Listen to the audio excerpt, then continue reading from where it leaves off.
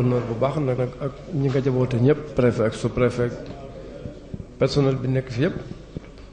wax dëgg yàlla sunu xel dal na sunu yaakaar dundaliku na ndax bis bu toll nii itam ku ko dëgg man fekk kilifa yu dal nii yéen ngeen dalal nu kan ci kanam yu yaatu liñ fi andi lépp ñu fekk ngeen am bu yu ëpp yi ñu andi ci ku dëgg man bis yonent bi sallallahu alayhi wasallam xelam dana dal yaakaar dana doliku waaye li ma waxoon léegi rek ci commencement bi mooy point yu ñu bëgg a jàngat yépp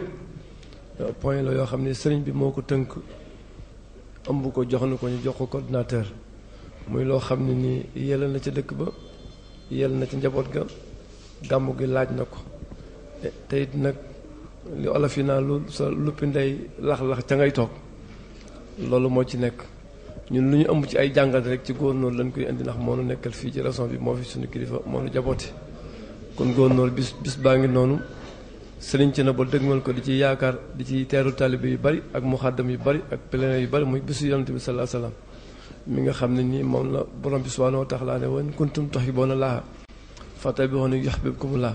yéen ñëpp sama cofeel ci yéen maa ngi koy natt ci seen taxawaay ci yonent bi sallallahu alayhi wasallam kenn ku ne cofeel nga am ci borom bi subhanahu wa ta'ala yàlla nga koy natt ci sa taxawaay ci yonent bi sallallahu alayhi wasallam kon bu ngeen taxawal ngeen sëriñ bi waaye taxawal ngeen seen bopp ndax ñun ñëpp mooy sunu yonent sallallahu alayhi wasallam kon ñuy ñaan rek ñu bis bi nu àgg ceeg jàmm dugg ceeg bismillahir rahim àgg ci génn ceeg alhamdulilah alamin ñaan yi ci ñaan yépp nag sëriñ bi li mu ci jiital mooy ñaanal réew mi jàmm Sénégal am jàmm Sénégal am naataange Sénégal am barke Sénégal am sutura président de la République am ko ak ñim njaboote ñëpp ba fi mu bëgg àggale réew mi yéene yooyu yàlla àggale ko te loolu noo ko bokk kon ñu ngi sant bu baax di am xel mu dal ak yaakaar jolliku di wax ne ni nga santal nga soññal ñu chef de service yi ba am na liggéey yu bari yoo xam ne day tardé ndax dinañ dem ba am ñaari fan avant gàmm wala ñetti fan avant gàmm ñuy liggéey ak ñun te gàmm gi commencé loolu tam di indi xat-xat ci biir organisation yi kon kàddu yooyu rek lañ ci doon dugal di ñaan ñu teewaat fi ci jàmm 2016 di waxtaane gàmmu 2016 kenn bana manqué yàlla doolu sutura ak teraanga ci daraja yonent bi alayhi salaatu wasalaam. Nous voudrions avant tout remercier la délégation qui nous a été envoyée par le Serigne Thiénaba Cheikh Ahmed Tidiane Seck, représenté ici par le président du comité d'organisation, le chef du village, par les membres de sa propre famille, par ses talibés, par les notables de Thiénaba qui sont venus avec une très grande délégation. Bien entendu, avec la présence de Madame le maire, vice-président, donc adjoint au maire de Thiénaba, par monsieur le sous-préfet de Thiénaba, monsieur le préfet de Thiès, qui nous a fait l'exposé sur l'ensemble des doléances qui ont été sollicitées au niveau du CLD, amendées, revues et corrigées par le CLD. Et aujourd'hui, à l'échelle du CRD, c'était l'avant-dernière étape pour voir exactement quelles sont les mesures qui sont prises ou qui sont à prendre pour un bon déroulement du Gamou de Thiénaba. Je rappelle l'intérêt tout particulier que M. le Président de la République nous a communiqué pour la tenue des Gamou dans de très bonnes conditions. Tous les Gamou, toutes les manifestations religieuses au niveau du Sénégal, les Gamou en particulier. C'est pourquoi d'ailleurs nous avons entamé cette série de CRD et aujourd'hui, ce CRD de Thiénaba n'a pas échappé à la règle. Je remercie les chefs de service qui sont venus en masse, qui sont là depuis ce matin avec nous et qui ont avec nous passé en revue les différents points. L'un des points les plus importants peut-être, sinon le plus important, c'est la santé. Nous avons écouté avec beaucoup d'attention les conclusions qui ont été faites et nous sommes satisfaits des propositions faites par le médecin-chef de région. Pour ce qui concerne l'hygiène et l'assainissement, je pense que là aussi les doléances ont été faites. Pour l'hygiène, nous n'avons aucun problème. Pour l'assainissement, nous pensons qu'il faudra, pour satisfaire la demande des organisateurs, augmenter le nombre de camions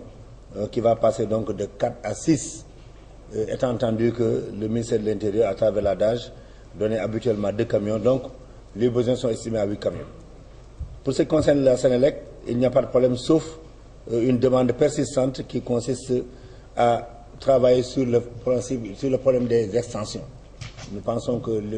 le comité a vivement insisté sur le fait que Thiénaba est une localité en pleine extension et il est normal, important, et il est important que nous puissions accompagner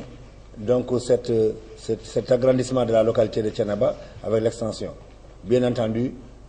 toutes les mesures qui devront être faites pour ce Gamou et pour le futur seront prises et communiquées en rapport avec le ministre chargé de l'énergie, M. Thierno Alassane Sall,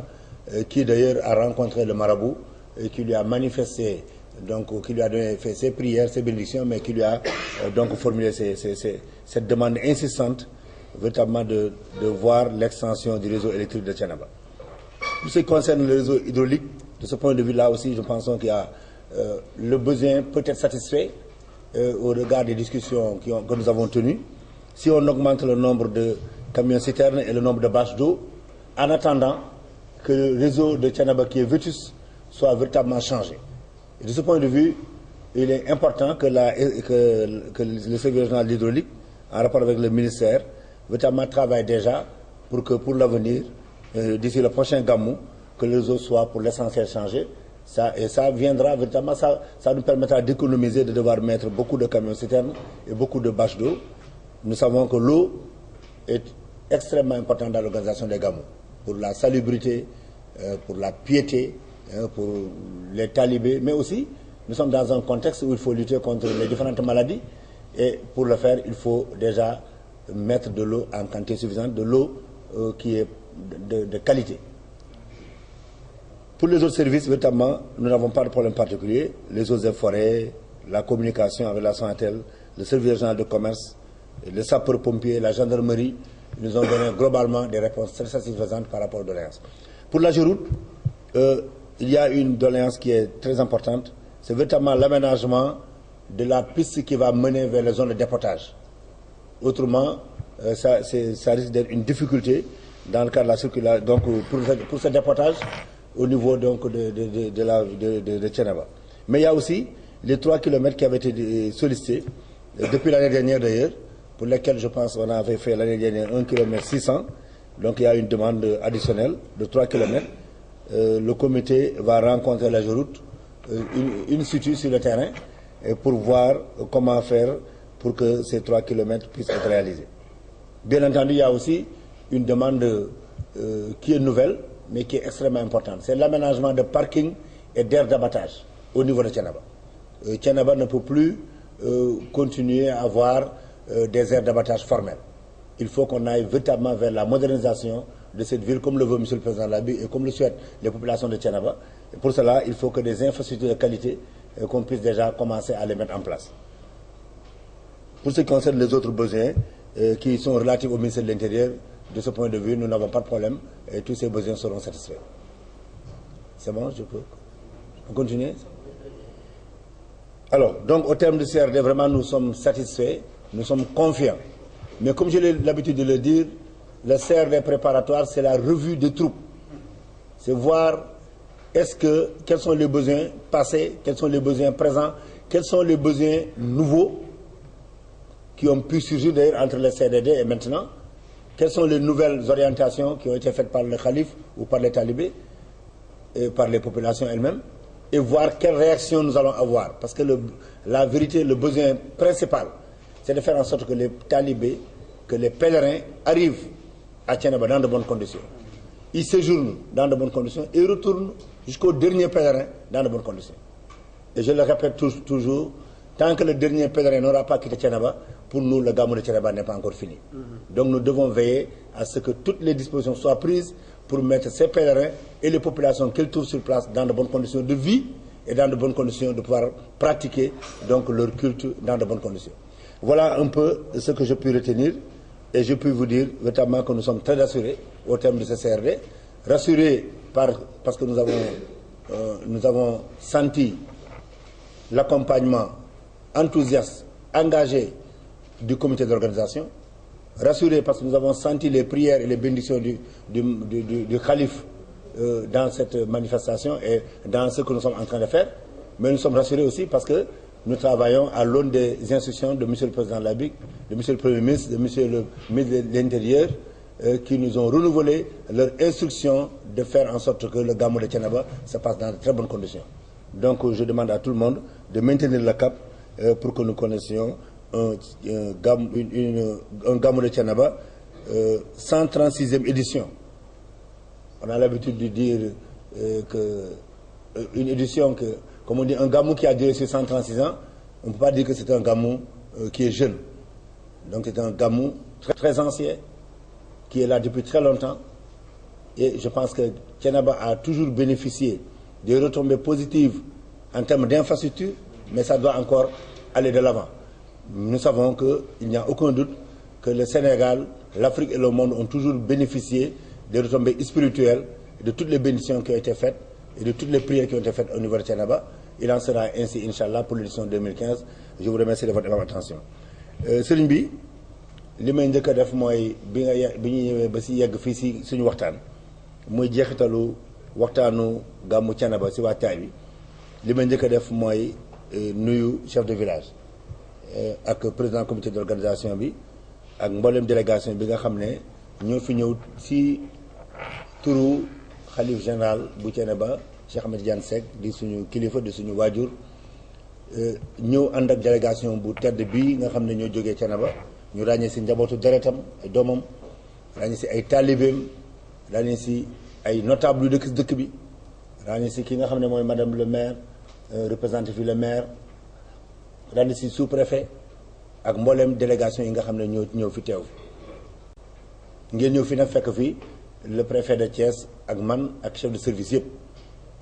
ñu dëgmal li nga xam ne bés bu am solo la si diine l'islam yëpp waaye am solo si Sénégal am solo si Thiénaba muy gàmmu Thiénaba wolof day wax nag lu yàgg dëgg la 136e édition mooy téeméer ak fanweer ak juróom-benn édition ku ko organiser si xew xam nañ ne xew boobu lu ñu yàgg def la te xam nañ tam ñi koy def lu ñu bëgg a def la lu ñu farlu la lu ñu am cawarte la waaye lu leen soxal la ndax nag nit yi lu ko soxal lu ko soxalul mun na ko def téeméeri yoon ak fanweer ak juróom-benn waaye nag président la bi Macky Sall daf ñu sant ne ñu nañu fexe ba li nga xam ne moom bi mu engagé woo si jàppale kër diine yëpp si ñu suppali xar kanamu dëkk yi déjà parce que suppali xar kanamu dëkk yi mooy fexe ba moderniser dëkk yi ndax dëkk yi ay njaboot ñoo fa nekk te ñu fa nekk ay Sénégal lañu ay doomu réew mi lañu ñu nekk foofu nekk si wetu sëñ bi waaye di liggéey si réew mi ñii di béy ñii di sàmm ñii di napp bu waxtu bu gàmmu yi jotee ñoom ñooy dalal gan yi moo tax président la bi ne ñooñu fa toog war nañ leen jàppale si seen nekkin fi fa ñu nekk ba lépp loo xam ne mu ngi si taax yi loolu fekk leen foofu yelloon nañ ko président la bi yéene leen ko sant nañ ko ñun chef de service yi ku nekk si ñun war na taxaw fexe ba li nga xam ne si wàllu infrastructure bu mu mënti doon ñu fexe ba mu yemb si dëkk yooyu ñu def ko ngir jëmm kilifa yi fa nekk waaye def ko tam ngir jëmm population yi nga xam ne dañu faa toog moo tax loolu duñu dëñ si di si insister bu ñu si insister nag dañuy wax ne bu gàmmu gi ñëwee gàmmu gi day nekk mën naa wax buntu pour ñu def loolu waaye même bu gàmmu gi weesoo li nga xam ne tàmbale woon nañu ko si liggéey dañu ko war a yeggale loolu mooy tax bu déwénee ñu sumb beneen liggéey boobu féete boor loolu ñu ngi siy ñaax ñëpp ku tàmbali yoon bi jeexul bu gàmmu gi jeexee nga yeggali ko ku tàmbali leneen bu loolu jeexul bu gàmmu gi weesoo nga yeggali ko loolu mooy tax ëllëg ak yeneen bu déwénee ñu mën def leneen dëkk bi di màgg infrastructure yi màgg méngoo ak màggaayu dëkk bi si wàllu population loolu mooy tax yenn quartier yi nga xam ne dañuy toog ba dëkk bi màgg lool fekk am quartier yu amul ndox wala am quartier yu amul courant wala am quartier yu amul yoon loolu bu ñu ko bëggee dabu day xaw a jafe mais bu fekkee dañu def ne bu ñu defee saa bu dëkk bi màggee rek ñun tam ñu am lu ñu si jot a def mën naa wax daanu dajul suuf waaye bu yàggee dëkk bi boo gis di nga gis loo xam ne di si am lu si soppali loolu moo tax ñu ngi insister bu baax a baax di am xel bu dal nag si li ñu fi dégg chef de service yi si wàllu yi nga xam ne wax nañu ko yëpp si wàllu wér-gu-yaram si wàllu hygiène Sénélec hydraulique eaux et forêts commerce sapeur pompier gendarmerie maanaam sécurité lépp loo xam ne day tax mbir mi yemb point yooyu yëpp mën naa wax ne wax nañu suñu xel benn point wala ñaar moo xam ne yoo xam ne xaw nañ si am tuuti lu ñu lënt te incha allah xam naa bu ñu jokkoog seen i kilifa jokkoog li nga xam ne mooy ministre yi yor mbir mi dinañ si trouver ay solution mooy bi si njëkk wàllu ONAS bëgg nañu ñu yokk nombre de camions yi ndax nag bu fekkee ne ñoom dañu doon demandé 6 ñu jox leen 4 ren ñu demandé 8 bëgg nañu jox leen li ñu doon demandé bu ñu leen ko joxee plus li si ministère de l'intérieur doon yokk bu ñu ko amee incha allah loolu wàllu boobu dina féete boor. beneen bi mooy wàllu ndox mi ku wax nag gàmmu wax ndaje wax ndox bu doy am na benn kilifa diine bi moom sa wax bu ñu waxee gàmmu ndox moo tax bu ndox mi yembee courant am sécurité am rek mën naa wax gàmmu gi taxoon ñett yooyu nag benn bu si manqué rek mën naa wax gàmmu gi am na jafe-jafe donc moo tax ñu ngi insister si wàllu ndox mi waaye loolu tam am nañ si xel bu daal incha allah gannaaw bi nga xam ne forage yaa nga fa ak yëpp réseau bi nga xam ne moom màgget buñ ko yeesalee rek Thiénaba dafa am problème ndox waaye en attendant waa hydraulique dañu fexe ba ñu yokk nombre de bâche d'eau yi yokk nombre camion citerne yi 13 la woon daaw bu ñu ñëwee 15 bu fekkee mën na def lu ko ëpp sax si année transitoire bi nga xam ne année ren bi la incha allah bu ñu ko defee dañ si gën a am lu ñu bëgg. beneen point bi mooy Ageroute ñu ngi insister si ñu defar li nga xam ne mooy tëli yi nga xam ne ñoom lañ leen laaj li ñu si leen laaj bëriwul ay 2-3 kilomètres la xam nañ ne tëli dafa cher goudron dafa cher piste dafa cher waaye nag lu mënta ñàkk il faut que ñu laajte bu fekkee dañoo bëgg def benn aire de déportage nit ñi di fa tuuri bout de vidange yi bu fekkee ne yoon bu jëm foofu amul gars yi fa war a tuur duñu fa dem tuuri donc loolu tamit il faut que mesure d'accompagnement la incha allah il faut que ñu jël disposition yi si wàllu boobu aire d'abattage bi aussi ak parking fi oto yi war a taxaw bu doon loolu bu oto yi ñëwee pënd bi poussière bi lépp jaxasoo loolu tamit defe naa ne bëgg nañu lu ëpp loolu ñuy ñëw si cérémonie officielle bi bëgg nañu ni ko sëñ Thiénaba di defee ni ko taalib bi defee sañse ba rafet taxaw bu ñëwee bëgguñu poussière bi jóg ñii ku nekk di laqatu ñii ñëw et cetera moo tax ñu bëgg ñu defal leen parking yu baax yu yemb yu mucc ayib bu ñu leen defaree parking yu mel noonu defaral leen li nga xam ne mooy aire d'abattage pour jur gi fi ñu koy loree pour des questions de sécurité et des questions d'hygiène bu boobaa incha allah mën nañu wax ne pour édition 2015 bi def nañ jéego bu am solo ñun nag si suñu wàllu bopp vraiment ñu ngi engagé wu personnellement veiller à ce que édition 2015 bi am succès au regard de li nga xam ne wax nañ ko fi yëpp si réunion bi waaye am nañ si njort bu rafet ne gannaaw bi ñu amee ñaanu sëriñ bi am suñu ndigalu kilifa que incha allah muy le président de la République muy le premier ministre Mohamed Ben Abdallah Dionne ak le ministre de l'intérieur que incha allah édition 2015 bi incha allah dina nekk succès loolu mooy li nga xam ne bëggoon naa ko wax di gërëm ñëpp di sant ñëpp wasalaam la science ni sa xarit sa mbokk toogoon fi toogaay bu jekk du gouverneur Mouhamed Fall moo daan def suñu tolloo fii mu ne ma Pape Mor ubbil gàmmu gi ci yonent bi la ñu nekkoon moom lañ doon liggéeyal ba lu ñu fay jógee commencé gàmmu Thiénaba loolu dañ ko fi daan def ñi fi daan teew ñëpp daan nañ ko fi miin du jël lu bari incha allah peut-être benn minute. lu Mouhamed doon laaj. nee na lu Mouhamed doon laaj.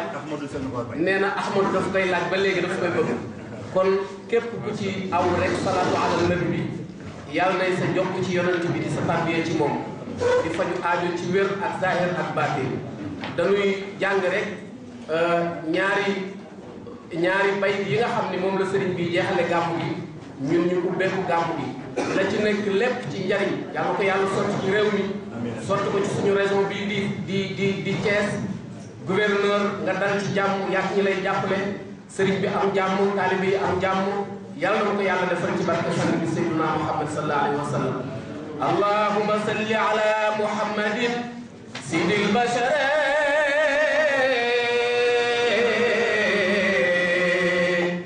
wa shafi'il mushafa'i fil ma'shar allahumma salli ala muhammadin sidil bashar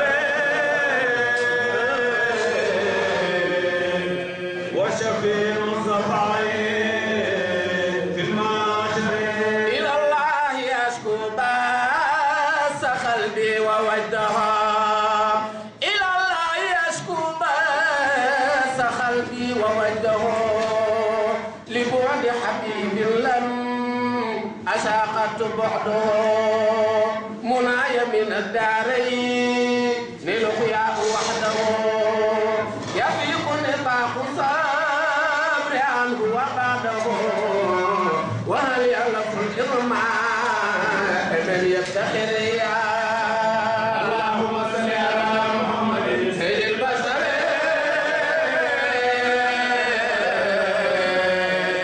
وشفيع المشفع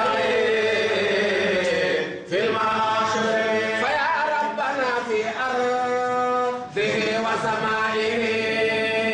ويا ربنا في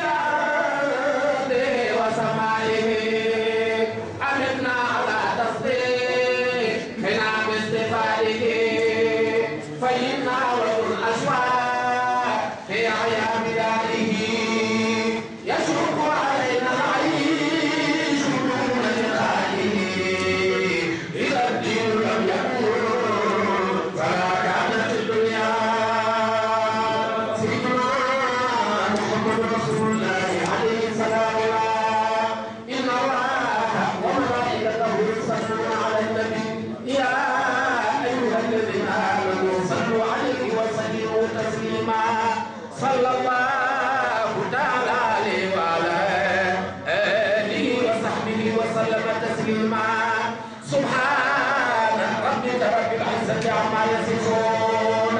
والسلام على المرسلين والحمد لله رب العالمين